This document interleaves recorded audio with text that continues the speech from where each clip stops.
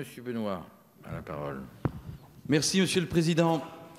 Madame la ministre de la Santé, à plusieurs reprises, vous avez manifesté le réel désir de redonner du temps médical aux médecins et au personnel soignant. Et je suis convaincu que vous avez là une bonne expression et surtout une bonne volonté.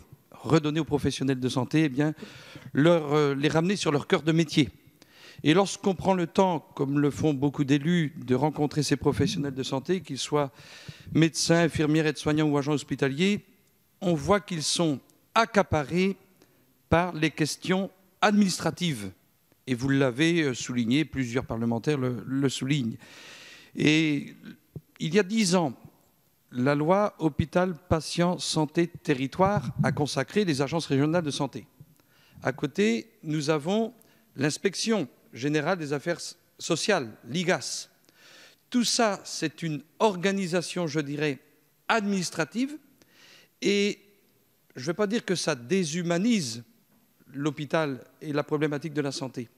Moi, je vous sens volontaire. On voit bien qu'on a une ministre de la Santé qui a envie de bien faire. Mais malgré tout, les professionnels de santé aujourd'hui sont sur des tâches administratives, réglementaires et juridiques. Et la question qui se pose, c'est comment simplifier quand même lorsque un chirurgien vous explique qu'à 1 mois d'intervalle, l'IGAS et l'ARS formulent des demandes d'audit, de contrôle, d'évaluation.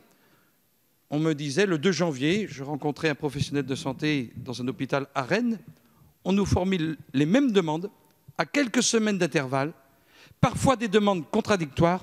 Tout ça, c'est de l'administration et vraiment, comme dirait le président de la République, mais ce n'est pas un reproche à votre égard, Madame la Ministre, il faut tout simplement remettre de l'humain. Il y a naturellement la question de l'affectation des moyens financiers, mais certainement aussi l'impérieuse nécessité de simplifier tout ça. Il y a beaucoup de gens qui travaillent, il y a beaucoup de gens qui parlent, mais il y a peut-être trop d'administratifs et pas assez de soins, pas assez de concret en fait.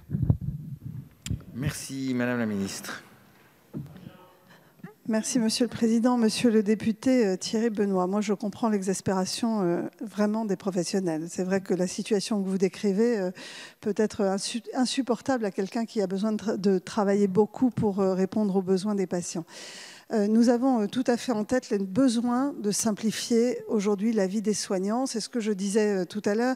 Il faut que les soignants puissent être concentrés sur leur valeur ajoutée, qui est le soin, et évidemment pas sur les tâches administratives. Pour la médecine de ville, vous le savez, la loi Ma Santé 2022 a consacré les 40 000 assistants médicaux pour venir en soutien aux médecins généralistes de façon à les décharger de tout un tas de tâches administratives et pour qu'ils aient plus de temps pour prendre en charge les patients en médecine libérale. Donc ce volet-là est fait. Maintenant, nous devons simplifier la vie des médecins à l'hôpital. J'ai lancé une mission, la mission d'Olivier Clarisse, qui travaille à la gouvernance. Donc Monsieur Olivier Clarisse est président de la CME des hôpitaux de Lyon. Il a été mandaté pour travailler à la place des soignants dans la gouvernance hospitalière.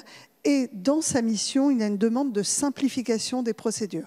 Donc clairement, il doit me faire des propositions pour que les soignants arrêtent justement ces situations ubuesques où on leur demande de sortir des dossiers, de remplir des papiers. Tout cela doit être facilité, doit être évidemment évité autant que possible.